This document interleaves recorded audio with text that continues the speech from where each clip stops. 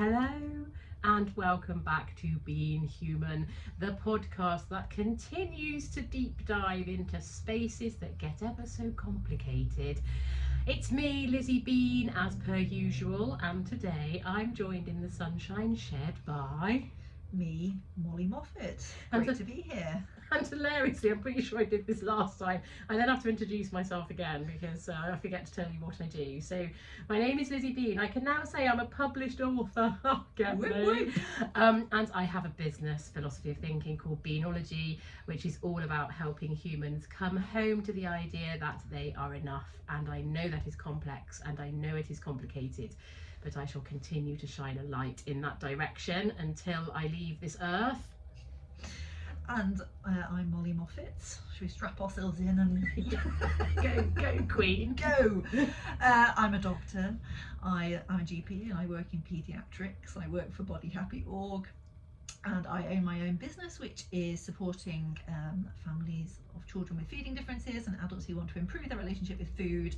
And at the core of what I do is the belief that bodies and minds are meant to be diverse and that diversity should be celebrated. And when I work with people, I challenge those narratives that we get fed around the way we should look, around fatness, and around the ways that we should behave. Great to be here. It is always great to be here. I do have to say that I have to challenge my own narratives all the time. Of course. Like, it's an evolutionary process. And it is so compounded by the fact that the media and, you know, people say such weird and hurtful things about people who are different or want to choose to live differently. So it's a real challenge to challenge the challenge. Oh my God, it's going to be a long session today. Does that make sense? I think challenging the narratives is part of our work, right? That's part of opening up this conversation and being, I don't know, activists, advocates. Oh, I'd like to be an activist. Constantly challenging those own narratives that we stumble across too. And owning them. Like, as in, I own... talking about them and recognising them when they crop up and sitting with the discomfort of recognising that we hold bias. Because of course we do, because of conditioning and things that we've been told. But yeah, challenging that. Yes. And I quite like to be an activist. Well, I'm aware that I can't really call myself an activist. Really, that's the job of somebody else to do. But, you know, I aspire to be an activist. Oh, well. Yeah, change the world. Let's change the world. Look, yeah. And if we're doing it one podcast at a time, and even if one mind gets opened and one heart touched, then we're doing a good thing. So, today, we are talking about this idea, were we born to fit in or stand out? Oh my goodness. Are we born to fit in or stand out? Well, do you feel that you fit in or stand out? Have you always felt like that you stood out?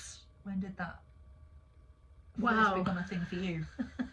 I think it's a fascinating thought because I remember being a kid and trying to fit into various spaces, you know, the netball team, the drama club, the having your hair cut the right way, buying the right kind of shoes, supporting the right football team. I didn't do that because I don't like football, but watching the right films, the right pop stars, whatever.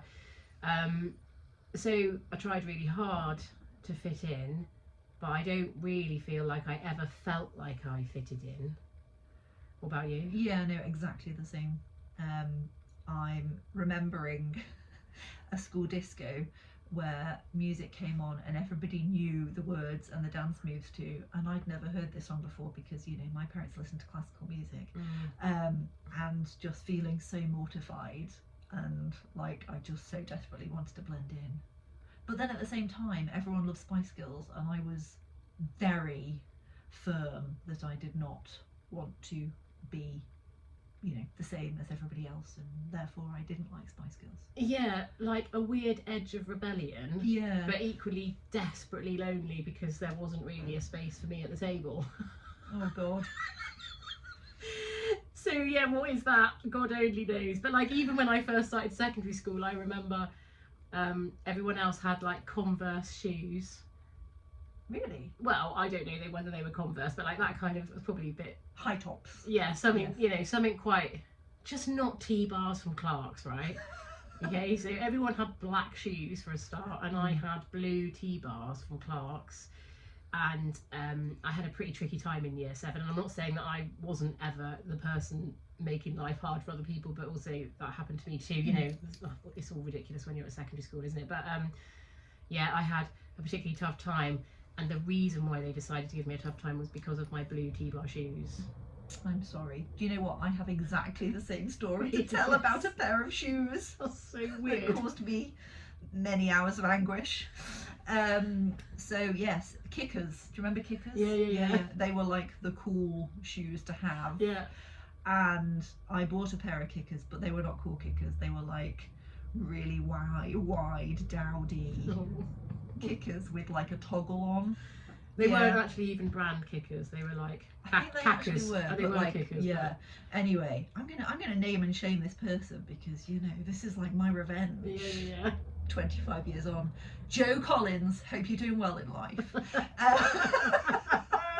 Totally humiliated me about my shoes, and I just remember standing there in my school uniform and these really dowdy shoes and just feeling so humiliated, and like I just wanted the ground to swallow me up, and why did I just not have trendy shoes like everybody else?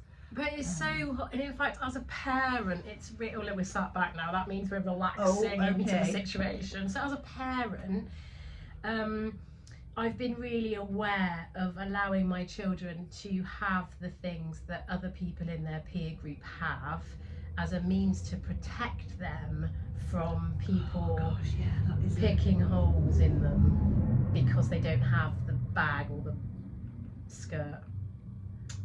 Yeah, that is a real tricky line to tread, isn't it, that one? Like, not wanting them to feel like they have to have the same as everybody else, but also not wanting them to like be a target. I don't know if I feel right quite saying that, but do you know what I mean? Yes, because they stand out because they've not got. Yeah. And actually, I've got another story about shoes, which just goes to show that I'm kind of happier in my own skin now. So my ADHD clinic, you know, I see a fair amount of kind of troubled, angry teenagers, most of whom I managed to build a reasonable rapport with, but there was one particular person who I really could not dig beneath the level of anger. And when I asked them how they were, they responded and told me that I should F off and sort out my effing shoes because they looked like effing clown shoes. Oh, you do have a Tweedy fascination. It's complicated. And do you know what? I didn't feel the same as I did at the age of 13 when I stood there feeling humiliated. I felt quite resolute in my sartorial choices. Yes. And that these were my shoes, and yes, they were not going to be approved upon by a trendy 15-year-old, but That's I'm okay with that. Yeah. Well, that's interesting because that brings us back to this idea that in midlife we think that we've got over the things that we were laughed at for, like the differences that we have. So for me, it would be like I really have always disliked my mouth. Like I got pulled up for having really curly hair at school, so there was quite a lot going. I know it's all ridiculous now, but like at the time I remember being really sad about it. But how funny you think you've healed from those words as an adult, but then you step into new spaces where people stare at you and they whisper, and your body immediately thinks, oh my god, they're laughing at my face or my hair or my shoes. Yeah, definitely. And they might be. But I guess the challenge is to say, well, fuck it, they might be, and that's because they don't accept that everybody is different and everyone shines, whereas the place I sit, there's no need to laugh at anybody. Unless they're being funny, of course, and then that's totally viable. Agreed. Yeah. Yeah. I mean, I think if I walked into a room with people who were all dressed like me, I think I'd find that really, like, I'd be really upset by that. But it'd also be really odd in your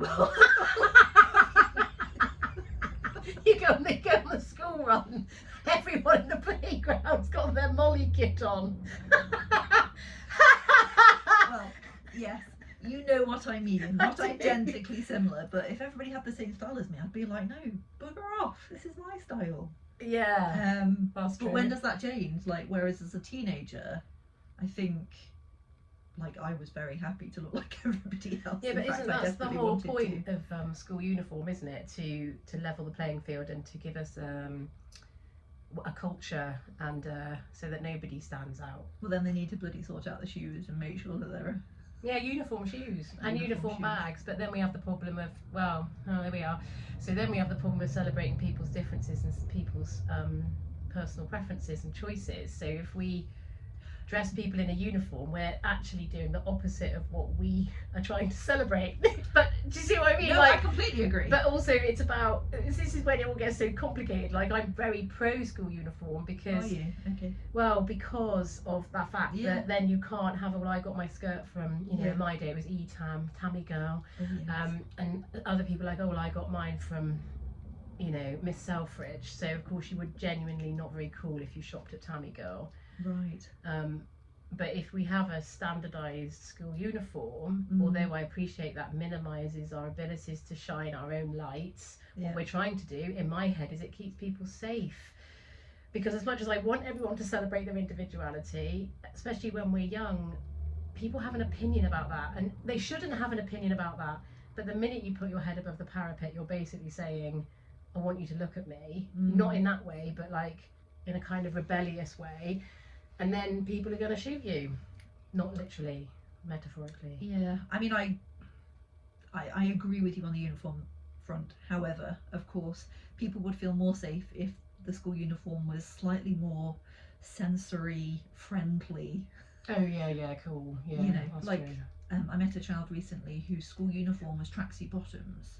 I mean, that makes so much more sense than those awful grey, Oh god, yeah, no, I totally agree. tailored Like, yes, yes, and school, so I always laugh at school shoes. Like, they're like court shoes, aren't they? They're really like stiff and hurty. yeah, And I'm like, how the hell are hurty shoes? How the hell are people supposed to run around and play football in them, Yes. or run around and play rounders in them? so I think there is a way to go in terms of school uniform. Yeah, I agree. It's It's quite corporate, isn't it, at the moment? In like, it looks quite stiff and suit-like, as opposed to clothing that you can wear to actually move and feel free in as well. Because I also, this brings us beautifully onto body shapes and body sizes, is that, you know, the school uniform isn't cut for every body shape. And, you know, if you're really tall or really broad, you suddenly have to fit into uniforms that don't bloody fit you, and then that makes you feel crap about wearing the uniform. yeah. And even though we sit here and say, yeah, but it's absolutely fine to be those things, the world is still championing the standardised size 8 to 12 or whatever. I don't know what Of course it we're is. supposed to Yeah. be, but Yeah, no, absolutely. It is much harder to buy clothing in a particular size. And I think we're not very good at prioritising comfort. Like, and I struggle with that a little bit because, like, I love style, right? Like, it's important to me how my clothes look. yeah. But then where does that fit in terms of, like, not being kind of, when we talk about, like, body esteem and not so focused on the way we look, like, where does kind of style fit into that? Yeah. Because also, like, for me, I've very much a big change that I've made over the last few years is, as well as being interested, like, you know, wanting to look a particular way in terms of style, I also now prioritise comfort. So I've got rid of a lot of clothes that I really like the way they look, but they just don't feel right and comfortable on me, and that comfort is so important. Yes. But we do that thing, don't we, particularly as women? I'm not just talking, not generally about my journey with clothes, is that, you know, I've still got a dress in my wardrobe that I wore when I thought I looked my best, that I have aspirations to one day fit back into. So you see, there you go, we're challenging that narrative there, yes, aren't we? and I really should just put that dress. It's lovely, it's pink. I could pop it on eBay. Oh, here's the link.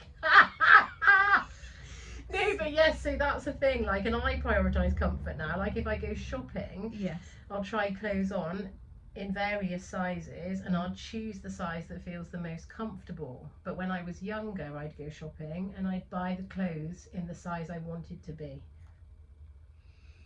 Am I alone in that? no, you're Okay. absolutely not alone in that. And most people have got a section of their wardrobe that doesn't fit them currently, but, you know, diet culture has told them that they will at one point.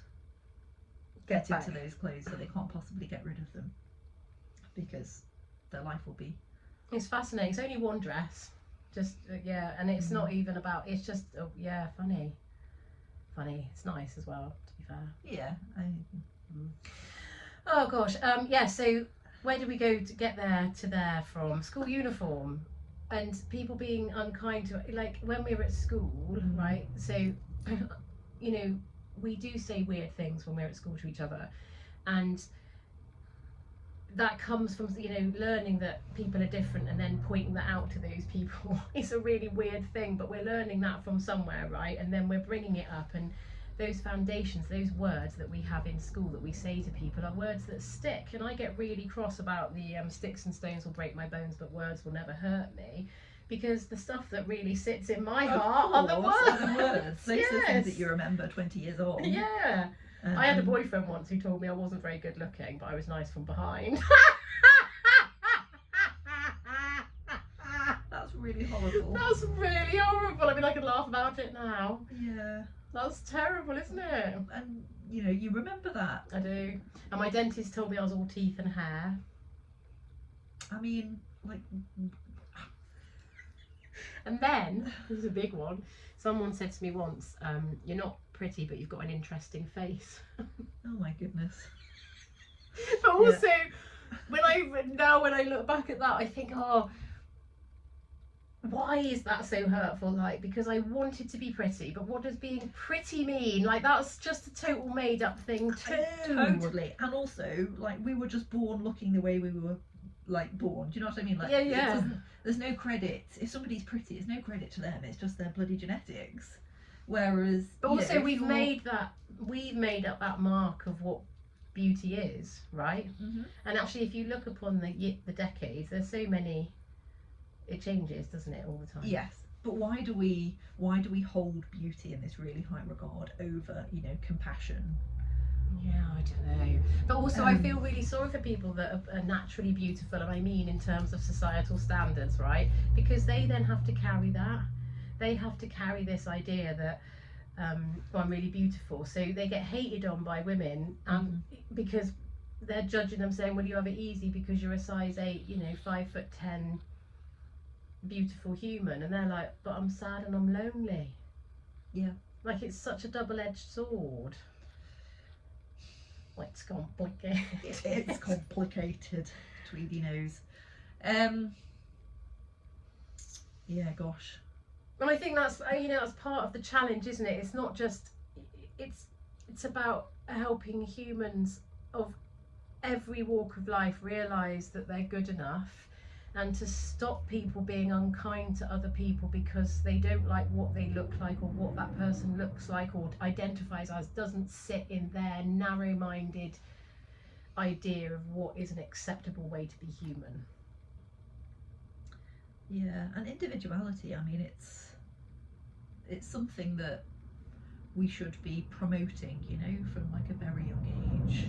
Yeah, but then where does school uniform come well, in? I know, but I totally totally agree, and I totally agree. But again, like, individuality isn't just about the way we look. You see, there's loads of ways that you can kind of express your individuality without it needing to be the way you look. I concur. It's a very serious word for Lizzie, but the education system is so narrow. Oh yes. And in terms of creative arts, and this isn't a judgment on teachers, I love you, I hope you all know that I love you, but like, it's so narrow that if you do an art GCSE, it's not about showing me your individual creative things, but about being able to do something in line with a curriculum. Okay. I mean, I don't know enough about art GCSE, to be honest, so no one phone in. It sounded like you knew a lot about Yeah, but there is obviously a curriculum to sit by, isn't there? There's not... And teachers feel very tied by that, don't yeah, they? absolutely Tied by by that yeah. curriculum, that they're kind of... But and then that's why all the sort of after-school clubs exist, isn't it? Like, but then it's not cool. You know, it's not cool to do drama or musical theatre or... Is it not? art. See, I feel like that's... When I was growing up, that was cool to do those Yeah. things. I mean, but what does bloody cool mean? exactly. Yeah, true that. What does cool mean? And I always tell people, don't head to the cool, head to the warm. Head to the warm, people. Right, yeah. Well, I wish somebody had said that to me. I mean, not that I was ever accepted by the cool people, but you tried. I tried. You tailed behind them with your shoes on. With my clown shoes on. Oh, it's awful, isn't it? But it probably explains why I started smoking at 14 and, like, you know, Okay. drinking. What did I drink? Cider. Cider. So Blimey. I was talking to my family earlier on actually about how, you know, I got into wine drinking at a Right. really young age because I, not really, really young age, but quite young. And part of that was the anxiety of not feeling like I was safe or in a space where I could be myself. So I got drunk and behaved Lots of people like a drunk person yeah. instead. use alcohol for that reason, don't they? Yeah. I unfortunately I should say, are so like aware of the consequences of my actions that I just have never really been able to do that. Yeah. It's never really been a vice of mine. Like, I hate hangovers so much. Yeah, they're really minging. And also, the older you get, the worse they become. Although I haven't had any wine for a year and 2 months now, or any alcohol at all. I feel like I want to say congratulations. No, but I you don't can. know, like, if No, you that's- can say. I think it's a really important thing. I don't think we talk. Oh gosh, we're supposed to be talking about fitting in, and now I'm Now going to we're talking briefly talk about alcohol. I think we glamorize alcohol. We use it as a crutch. You know, if we feel overwhelmed, anxious, nervous, excited, there's always a reason to have a quick snifter before you go to bed, or a reason to go to the pub. And I'm not trying to, you know, I'm not judging anybody, but life is definitely more colourful without alcohol, but also you feel a lot more without it. You have to process things properly instead of just you know, squashing the feeling with a glass of wine. Yeah. But you feel on the whole better for it. Yeah, I think it's it's definitely it's challenged me and the narratives I had around alcohol too. I think you're absolutely right. We do glamorise it in a really weird way. Yeah, in a really weird way. But Yeah. also this does come back to bloody body image. The whole thing, you know, like, I'm sure that alcohol causes more problems in the NHS than people who are overweight, whatever that means. And yet we don't talk about that. We don't talk about how full A&Es are on a Friday night of people that have, you know, hurt themselves taking risks because they're inebriated. That's a big word. Inebriated. Yeah. Yes. So should we try and get back on? Sorry, slightly No, off you track. don't need to apologise. I That's do a like good a side note. side quest, I like to call Side them. quest. That was Yeah. a good one. I imagine I get upon my white dragon, which is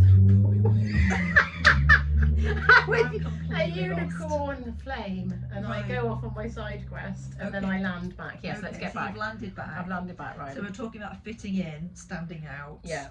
We've talked about shoes. We've Yeah. talked about school uniform. And being What- young. Being young. Yeah. What about as we grow older? Like, do you feel like you want to fit in these days? Do you still try and fit in? How do you feel standing out? Well, is your impression of me that I do stand out? Yes, but I really mean that as a compliment. Yeah, no, I don't take it horribly. I think I like, well, oh gosh, of course there's an answer to this, it's really long. That's okay. I think that I've done a lot of thought about this. I remember saying things like, you know, why, you know, you're not born to fit in, you're born to stand out, kind of thing. And, you know, why be a pigeon when you can be a flamingo? All of those sayings that are basically pushing you to exaggerate your individualism, if you like, to prove that you can be different, or whatever it is. And actually, none of that matters. It's a sense of belonging and knowing that whenever you turn up in spaces, that somebody pulls a chair out and says, "Come and sit here." That's quite a powerful thing. Powerful thing. Yeah. Yes. Oh gosh. And that idea that I know that I do some weird stuff and I stand in spaces and I wear bright clothes. I know all that, and that's fine. That's part of my just how I exist in this life. And as much as I love that, my favourite thing is going into a room and people's eyes lighting up because they love me being there. Yeah, of course. But that's belonging, right? That's not standing out or fitting in. Yes, gosh. Yeah, you're right. You're right. You belong. Yeah, I belong. belong in those spaces. I love I mean, how you when you belong. say G's, they come out belong. Sorry, I just noticed Do that. I? Okay. Yeah. Not a judgment or No, awful that's thing. all right. I'm still your I friend. can live with that. What about you? Standing out or fitting in? Yeah, gosh, I don't know. I mean, I still feel like a misfit a lot of the time. In all the spaces. Most of them, I think, yeah. I actually feel like if there was a graph of my life, Yeah. It would be a lovely picture. it would be like very wavy, and I feel like this over the last few years I've entered another stage of my life, kind of doing all the unlearning that I've been doing. Yeah. And so as part of that, I feel quite alone because there aren't many other doctors that hold my beliefs, both in terms of bodies, fatness, and neurodivergence. So I feel, like a pariah. I feel like a misfit, and that's tricky. And are there other people not in your profession not agreeing with you? Why do they not necessarily agree, but why do they not challenge their own perceptions of what is in the medical world? Well, what you have to remember is that doctors are all, have all been brought up in the world that we live in, which is full of these messages around, the thin ideal, dieting, fatness. So when we all start medical school, we've already had, at least 18 years of those messages. And then medical education is also full of bias and absolutely reinforces those messages. And biases that include the lifestyle of somebody based on their weight. Right. Okay. So the assumption that somebody who is in a bigger body eats too much and is lazy, and the assumption that weight loss is what we should be recommending. And I did that only until a few years ago, until I learned a little bit more and understood it better. So yes, and it's like simplicity. We all like simplicity, don't we? Like Yeah. And it's complex. You nearly said I think that's like the header of this entire podcast. It's complicated, and complicated makes it hard. And also it makes it I agree, like living a life that feels quite, having a perspective on life that's quite circular in terms of, I try to recognise that everybody has a different perspective based on their own foundations of their own truth, or their education, or their parents, or family, society, culture. There's so many things at play that shape the view in which we have on the world. So I try really hard to live an intentional life in terms of, trying to understand how people's perspectives are different, and that's okay too. But I find it fascinating how some of us have got so tied into there being only one way, as opposed to however many million people there are on the planet. Yeah. Ways. Yeah. And I guess that comes back to this diversity, doesn't it? And difference. And why is it easier to accept some difference than others? Like we can all recognise that people have different hair colours, different hair types. Some of us have freckles, some of us don't. I know, it is different eye colour, different height. Yet when we talk about weight and the recognition that we all have different, we all weigh exist in different size and shaped bodies, that's not accepted. Yes, but because because we've added a parameter that's very narrow. Like the I don't know much about this crap. I just know. Sorry, I know it's really serious. What I mean is, it's such nonsense. But the BMI, for example, is such a narrow view of what bodies should weigh. Well, I mean, the BMI is like completely unscientific and ridiculous and should not be used. But it is. But it is used. Yeah. But that's that's a measure. Like that's the measure that the health service uses. Yeah. But the same with like IQ or you know, how much money you've got in the bank, or how big your waist is, how big your boobs are, or you know, that your the overhang, what's it called, your overbite on your teeth. You know, there's a measure that says this is okay and this is not okay. Yes. And that's why it's also bloody ridiculous, because every single person in the world, and I say this very carefully because obviously as some of us, myself included, are far more privileged than other people, Yeah. but we are all marginalised in some respect by something, because we don't fit this ridiculous model of the perfect person, because the perfect person doesn't fucking exist. Yes.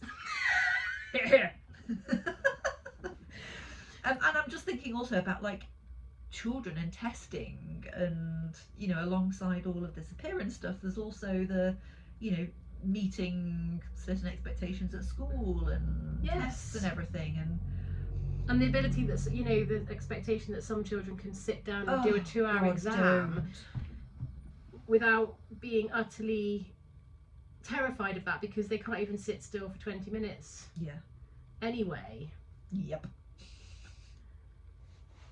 It is utterly weird and complicated, but then the problem I have, like, so I'm always a bit of a solution focused human. Okay. So like, but what's the solution?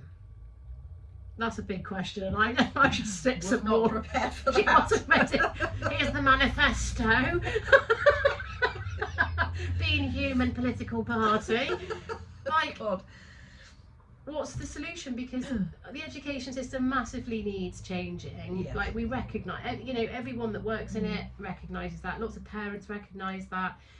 But I don't know, A, how we bring about the change, and B, what even that looks like. No, and I'll have to think about that. Yeah, Like, maybe. my processing speed could not allow for an instant response to that question. I'm really upset she's not taking notes and scribbling furiously to try and find the answer to that. Yeah, big question. Next time. Yeah, or maybe not even next time. Well, yeah, God, it's a work in progress, isn't it? A work in progress, yeah.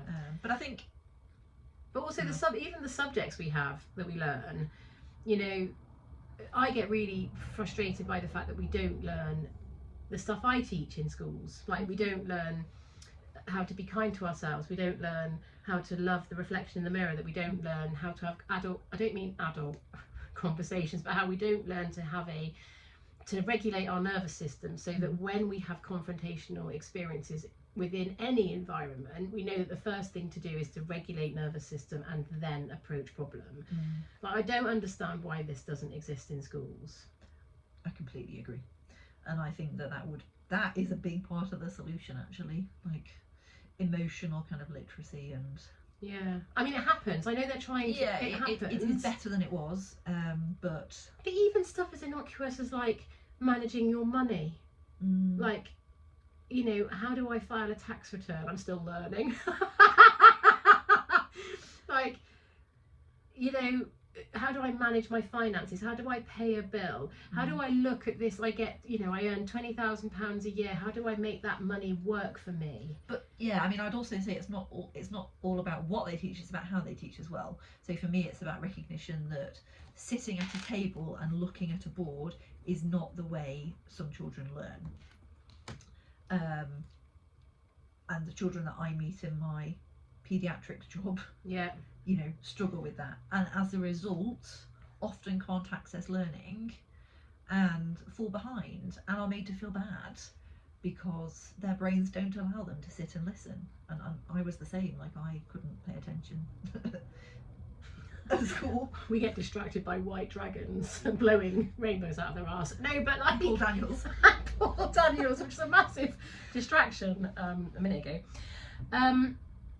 Yes, and also anyone, any child, any teenager, even the teachers that teach them, who is in some kind of emotional distress for whatever reason, you know, we cannot teach children who are unhappy or anxious or overwhelmed to learn if they're sitting in a place of dysregulation. Completely agree. I want to give you like a round of applause, because Shall I try? Because if a child is stressed, if they're worrying about exams, if they're feeling uncomfortable in their school uniform, of course they can't bloody learn. If they're cold, hot, hungry, But the same also goes for the teachers that teach them. Oh yeah. If they're stressed and overwhelmed and Yeah. overworked and underpaid, which I totally concur, but like, how we expect, it's so much, it's too much. It's like it's such a hotbed. What's the word I'm looking for? Bed, I don't know. I don't know. Anyway, it's a nightmare. And that's why we need to teach everybody this idea that, you know, my world, like, let's understand the impact that trauma has on people and on people's perceptions, relationships, feelings, responses, and let's understand that neurodiversity plays a massive part, and we are all, you know, we all sing, we're all a different part in the orchestra. When I'm meeting children for an ADHD assessment, I, at the beginning, do a little spiel about how, you know, I celebrate difference and that I see ADHD as a difference rather than a disorder. And I say to the child, the main thing I want you to take from this, we're going to talk about some of your challenges, but what I want you to remember is that there is only one of you. And I think, like, I wish somebody had said that to me, and that's the message I try and say to my children all the time, like, nobody else is you, like, you know, you are so unique, and that uniqueness should be celebrated. And that is literally the roots of what I teach the world also. But it's so complicated to, you know, there's so many things we fall short of. And I have been in rooms of incredibly professional people, and I don't mean that in like so they must know better than everyone else, but you know, you make assumptions. I do it, I try not to, because I know that's ridiculous. But you know, I work in a room full of, say, I don't know, GPs, or in an office where, you know, everyone's a higher management level, and I, you know, I'll go through all my beginnings of the stuff I share, and then I might throw a snowball at them, not literally a metaphor one, and which is this idea of, tell me the things you like about yourself. And the rooms go quiet, and then I say, if I asked you to list me all the things you don't like about yourself, you would be able to write me a list as long as my arm. Well, we did that, if you remember. Did we? Our second episode was the things we didn't like about ourselves. Oh my god, yeah, we did a whole podcast. It wasn't long enough, really. So, you know, exactly. But what do you like about yourself? I'm going to throw it at you. Well, because I've done the work. I love who I am. I love my body. That doesn't mean that I think it's perfect, and that doesn't mean that I don't wobble sometimes, because it doesn't match what I should look like. I love my face. I do wobble still about my mouth, and that's really difficult to shake off, but like, I love the fact that I'm compassionate and kind and strong and courageous and beautiful and whimsical and wafty, and I love that I go off at tangents, and I love that I can tell a story, and I love that I can be a complete knobhead and then totally flit into wisdom of space. I love that. I really genuinely do love myself. But what I've recognised is that, although I did then just talk about what I look like briefly, I love myself for the stuff you can't see. But had you said to me, tell me the stuff you don't like about yourself, it would be all the stuff that you can see. That makes sense? Yeah. What about you? Oh, I was really hoping you wouldn't ask me that. That'll learner. I know. And why is that so uncomfortable? Why? Because we've been taught to have humility and be humble. Yeah. And I agree. And that if we're like proud of ourselves, that's kind of showing off or bragging. Yes. But the ultimate thing is, you have many things to be proud of. Like, you need to be proud of, like, the fact that you're a doctor and that you're a mum and that you're doing your best, and that when you feel wobbly you own it, and all of those things are so important to be proud of. But I think what the world has got so bloody wrong is that if we say, oh, I'm proud of myself because I've done really well in my maths, we get told off for like bragging, but we're not. Like, what's not nice is when we say I'm better than you. Yeah, but if we're just saying I've done really well in my maths test, or oh, I did really well in that running race, then great, good for you. Absolutely. Yeah. But it's also, oh my god, you've got me ranting. It's also at the way you put your measure, isn't it? Like, running the London Marathon was never about me winning, God forbid, but the fact that I started and finished and didn't didn't, you know, lose my mind on the way. But, you know, then you talk to people. I remember somebody saying to me the first time I ran it, and they said, oh, did you walk? And I went, oh my God, yeah, I did, just for like 10 minutes. No, not even 10 minutes, like 5 minutes at mile 21. My whole body seized I up. walked from mile 18. Like, yeah, but do you know what? Totally diminished my pride in myself, because for some reason that then said, well, you didn't do it. But actually, I bloody well did. That's so interesting. So I ran the London Marathon in 2006, and last summer, no, whenever it was, last April, when the London Marathon was on TV, I'm on this lovely Facebook group called Run Mummy Run, and everybody was like really supporting each other, and they were like, there was no focus on how fast people ran it, and it was literally just, you know, supportive. It was so lovely. And I sat there and I realised that I still held this like huge amount of shame over the fact that I didn't feel I'd run the London Marathon fast enough in 2006. I'm like, no, I know, but I hear you. Yeah, like, I know. what the hell? Like, what? I ran the marathon. I'm just going to play marathon trumps with you now. When I was running / walking my second marathon, do you like I slipped in my second marathon? did, I'm only joking. Someone actually did say to me, there's free water for runners, when I was walking. I mean, and as I walked past, I was like, gosh, they're on a water station. Now, maybe he was just saying there's free waters for runners and was including me in that, but it felt it was maybe my wound and my insecurity that I felt that in a different way, but it did feel really, really mean. It didn't feel really mean. Well, it did feel really mean, but it was really mean. Like, I generally live by the principle that most people are good people. You challenged me on that front there. Like, yes. What kind of person would say that? I know, really weird. Anyway, well done on your 2 marathons. Thanks, I've got the medals. Well done on your one. Well, no, I am proud of myself now, but I'm only able to say that 18 years on. I know, what the hell? Like, I know, ridiculous. Like, what a great thing to have done. I would now tell you the time that I ran it in, whereas before I'd like justify my time and be embarrassed and hope that you wouldn't ask. But we're not going to do it, because we're not going to do it. But it turns into marathon trumps. The importance is how fast you ran it. No, it's just like, and if you didn't finish it, like, whatever. Know, like, yeah. But it is interesting. Even that is an interesting thing, isn't it? That whole people so much. Oh look, hang on a second. That might have gone off briefly. So much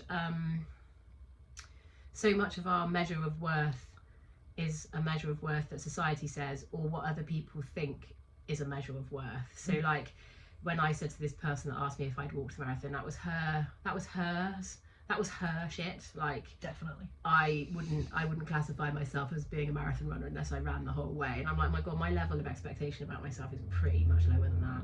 Yeah. What did I say to you when you came in? You said, how are you? And I said, I'm alive. Alive, yeah. Setting the bar low. Nice.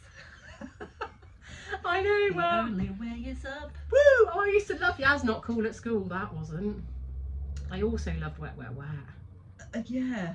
I'm trying to think of a wet song. I feel it in my fingers. Oh yes. I did that as a school production. Nice. Anyway, funny. Yes. So, gosh, again, so much complexity at play, and I don't even really know. Sometimes I get to the end of these things and I sort of think, oh, what have we actually said? And we say a lot. No, we do say a lot, and I think that's the thing. But like, I think ultimately the message is this idea that we're not born to fit in or stand out, we're born to belong. And that means that whether you're a pigeon or a flamingo or a naked mole rat or a kangaroo, there's a place for you in this world where people light up when you enter the room. And that's my thing. And my invitation to anyone listening is to go and find that. I'm feeling a bit sad because I'm trying to... No, my children do light up when I walk in a room. Well, I light up when you walk in a room. And these places... No, I do, but also these places... your skirt. I've got to light up my skirt. Oh, there's a joke there, but I stopped. Good. It's always good. No, but I get that, but like finding those places is really hard because we're surrounded by humans who don't know how to find that space or don't know if they're worthy of being in that space themselves. Because we're surrounded by people who aren't owning their shit and who aren't saying, this is me. Yeah. And we've still got a long way to go in terms of acceptance of diversity. You know, I think acceptance of body diversity and acceptance of neurodiversity, recognising that, you know, there isn't a right or wrong way to behave. Oh, but one of the things that gets thrown at me, like with the ADHD thing, is the whole, oh, everyone's got ADHD these days. Yeah. And I'm like, oh, crikey moly. There's so much going on in our life that it's no wonder that we are feeling perplexed and bemused and overwhelmed and confused about what on earth we think and feel. Yeah, there's a lot I could say to that. Can I just say something? Yeah, because, please do. Not everybody has ADHD. I think it's just a flippant. People just say that. But it's really invalidating. It really is invalidating. It's really invalidating, yes. and it really riles me, because, you know, those of us that have got a diagnosis later on in life, like, that's been a huge thing moving towards belonging and self-acceptance and self-identity. Yeah. I think people get confused with the whole, oh, we're all a little bit on the spectrum, for example. Yeah. Like, if I was to give you an individual trait of autism or an individual ADHD trait, there are many people, in fact, you know, if I reeled off all the lists, a list of ADHD traits and autism traits, everybody would identify with one or two, right? Yeah. That's the thing. Whereas somebody who's autistic or an ADHDer relates to most of those traits. And it's the context, all right? So, for example, you know, smells, right? Like, smells are a massive thing for me. I can give you stories of smells that I found so distressing. I've like been retching, and I'm totally consumed by the smell. Can't distract myself. Can't think about anything else. It's like physical pain because of the stress of the smell. Right? Okay. Lots of people don't like particular smells. Yeah. But it's like the kind of the enormity of the response is important, and the context. Like, there are lots of people that may react like that to smells, but they're not also have all the other different traits. So, you know, I think that's why people say, oh, we're all a little bit on the spectrum, because yes, if we looked at an individual trait, then many people would recognise it or relate to it, but that doesn't mean that those people are all autistic or ADHDers. But that's the whole point, isn't it? When people say, oh, everyone's got ADHD these days, that's why it is so invalidating, because for some of us, somebody saying, actually, there's something within your brain that has created this way in which you felt different from such an early age, that helps us to understand that not fitting in, the feeling overwhelmed, the getting overly distressed about thinking that somebody's going to say no to us, or whatever it is that is. It's almost like we've started a whole new podcast again. I know. But that neurodiversity thing it's important. It's really important. And also, like, it's really great that people are understanding this about themselves. Like, why are we seeing this as a bad thing? You know, yes, more people are getting diagnosed, but that's because all these people were undiagnosed 20 years ago. And what kind of impact has that had on those people? Well, I can tell you the impact it's had on me, not understanding about myself. It's had significant impact on my self-esteem and my emotional well-being. And I have not done things that I regret doing. I've done things that I regret because I didn't have that understanding of myself. And I have experienced an awful lot of, like, overwhelm, perpetual overwhelm and stress because of that. Oh, it's so true. So it's so frustrating to have, like, reached this point where I have this understanding of myself, and I know I'm not alone. Like, I'm sure everybody who has, you know, got a late diagnosis feels the same way about me as me. But it's so frustrating about me. Don't go there, please. No, don't want to know. No, I'm with you. You know, you reach this point where you're like, yes, I get it. I understand this about myself, and that allows me to advocate for myself. It allows me to set boundaries. Yeah, and help myself. It allows me to help myself get the support that I need, and to be like, fuck it. This is me, and I'm proud of me, right? Which is something that I've not ever felt before. Still a bit of a way to go, but better. And then for everybody to be doubting that, and for me to not feel like I can share that with people, not because of the stigma attached to the diagnosis, but because of the stigma attached to the whole, like, oh, it's a trend thing. Yes, it's awful. Which, yeah, there you go. There's my but it's rant. just, no, but it's fine. We're allowed around. It is really invalidating. It's really invalidating. And similarly, the whole label thing. Yeah, so Can we she's talk about that? she gave me a look. I gave you a look, a side eye. I'm not anti-label. I'm anti-pigeonhole. We've discussed this, but like, as in, We've discussed it, and then we like. did we not talk about it? Oh, did we? That Oh yeah. was So one we scrapped. So Molly and I have had many heated discussions, and actually I've had heated debates, actually not heated, loving discussions about labels and how I've really pushed back against labels, thinking that I don't want to be labelled, and that must come from somewhere. I haven't quite worked out where, but actually many people, including Molly and my friend Laura, have really helped me to see that the labels that I know about myself helped me to understand myself better, and helped me to look after myself and to work out how I can make things easier, or to behave in certain ways that look after that. But I think when I was anti-label, it's more this idea that there's such a thing as a good mum or a good, do you know what I mean? Like those things, that those societal labels that I have to live up to be a worthy human. Yeah. It's that. So I think we've acknowledged that it's not the label that we have a problem with, it's the like perceptions around the labels that are the problem. Yes, and the narratives that people put on them. Absolutely. It's like what you said the other day about, I get on one about this as well, like when kids are labelled as the naughty one in the classroom, and actually we're not looking at those children with an open heart and open mind and thinking, okay, is there something going on? Is there some trauma playing out? Is there, is that a behavioural thing? Is there a neurodiverse thing going on? We're calling out we're just not looking beyond the behaviours to see the root cause of the situation. Yes, because we're all labelled. We're all labelled throughout life with particular traits, and the children that I meet in ADHD clinic are children that have been labelled as disruptive, naughty, troublemakers. Yeah. And actually, an ADHD label means that child, first of all, has an understanding of themselves, which is, I hope, going to improve their self-esteem, because I have ADHD, I'm not naughty, I'm not disruptive, I'm not a troublemaker. And it enables them to get the support that they need. Yeah. And also, the other thing that a labels does is it helps us find each other, right? And that community, that sense of belonging that we've just talked about, is part of that, because we can seek each other out.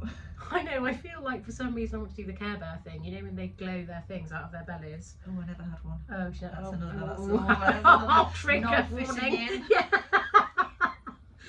Yes, so a complicated, complex thing about knowing who we are, knowing where we've come from, knowing what our narrative really is, knowing our truth, knowing how life feels for us is really important to acknowledge, no matter what the labels. That's the whole thing. Like, if that's how it feels, that's how it feels. And let's look after that. She's nodding at me and laughing. I'm not quite sure why. I'm just wondering if this is your my drawing your whimsical synopsis. Yeah, not yet. I think I tried to do that and then we started again. Oh, you did. I'm sorry. No, that's okay. It's because we did the ADHD I couldn't bite thing. my tongue with the labelling and No, I'm with you. Yeah. It's important. And if people are listening to this and think, I might be, I want to understand more about myself, I would encourage you to go and find some answers. Agreed. Go and talk to other people, look it up, find places near you that can help, because it's lonely feeling different. Oh, deep. It is very lonely feeling different. It's lonely feeling different. And oh god, quick side quest, and people kind of think that loneliness is only something that exists for the sort of people that live alone or old people, and actually loneliness is when you're living in an existence that you don't think anybody is sharing. And it's epidemic because we're not living in line with the light that shines from inside us. We're living in light with the light that we think we should be shining. Oh, that was good. That was, there it is. I think we need to draw that to a close. We need to end on that note. Okay, so hopefully you will have drawn some magic from today's podcast. It has been another wonderful dance of questions and answers and realizations and truth. And all we ever ask is that you come with us and perhaps try and find what it is that your song is singing. So, it's a goodbye from me. And it's a goodbye from me. Cheerio. Imagine if that deleted straight away.